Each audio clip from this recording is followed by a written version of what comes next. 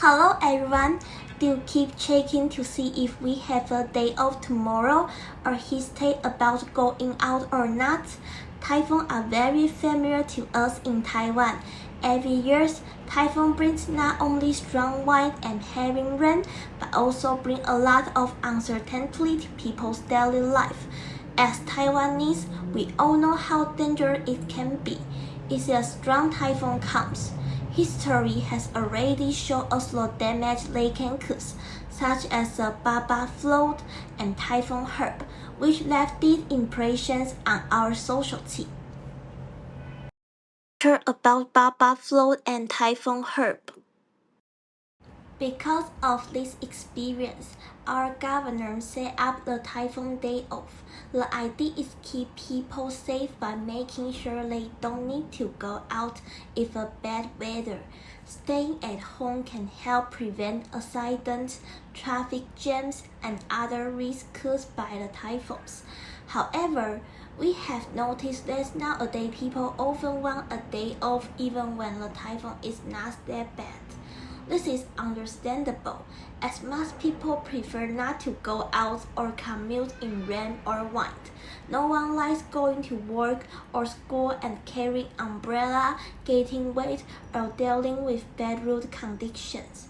In this kind of situation, let me curious about how about other countries?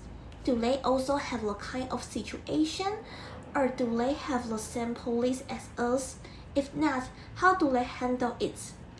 Let me talk about it.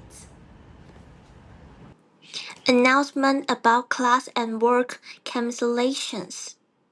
Okay, so first, let's talk about the country above us, Japan. Not like Taiwan. Japanese people, they didn't have a typhoon day off. Usually they have to make their own decision or their company will tell them to work or not. But almost everyone will still choose to go to work because of their company first values. Even if it's in the bad weather, they will still find a way to go to work. Some of them will even just directly sleep at their company to avoid the transportation issue in typhoon days. For Taiwanese people, well, I think we will never do things like that. I think we will choose to sleep at home instead of the company. And the next one, let's talk about Hong Kong. In Hong Kong, they classify into 1, 3, 8, and 10 signals. For the number 1 signal, it's just a standby. If you have any plan, you have to beware because the typhoon is coming. The number 3 is the strong wind. It means the typhoon will bring the strong wind and the things might be blown away. And the number 8 is a gale or storm signal. When it comes to number 8, they will have a typhoon day off because the weather will definitely be terrible. And then it's number 10. Number 10 is a hurricane signal. No need to say, it must be a disaster.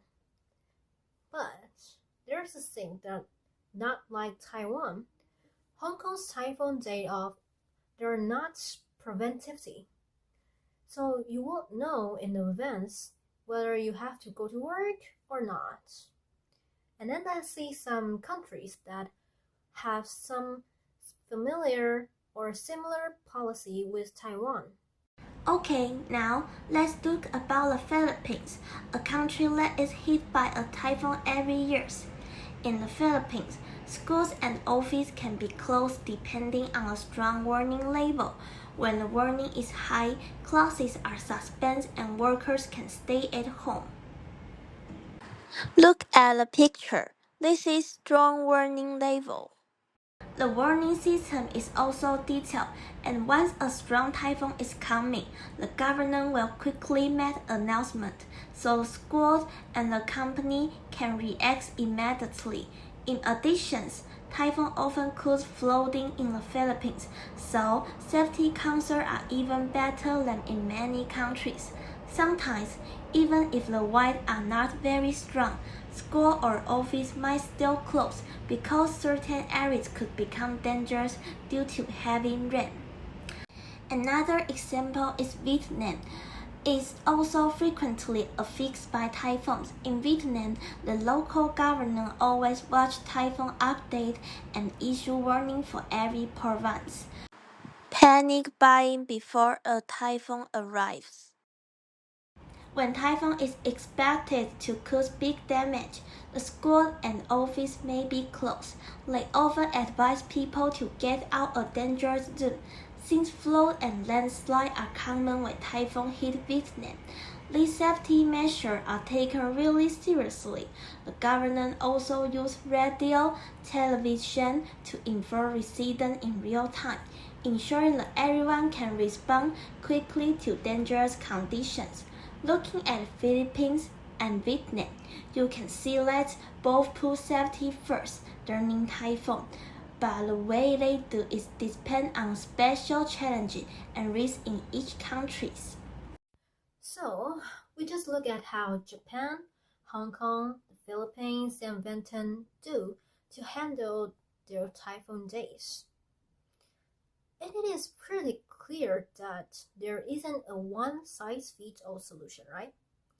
This comparison also makes us think, what exactly the main goal of a typhoon policy?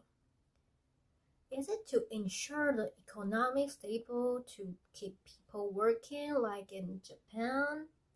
Or is it about immediately public safe with a quick, reactive system like in Hong Kong? Or should we focus on the preventive safety and preparing for a high-risk challenge like flooding and landslides, which is what the Philippines and Vietnam do?